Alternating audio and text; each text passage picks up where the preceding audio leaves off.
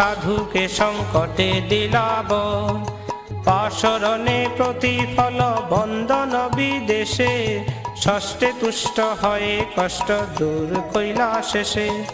সপ্তমে সাধুর সঙ্গে পথে দর্শন, অষ্টমে অবলার অহংকার মোচন।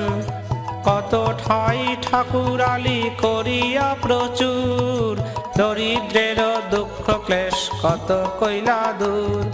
বংশধ্বজ নৃপতির দর্প চূর্ণ করি, গোপগণ সঙ্গে পূজা করাইলা হরি।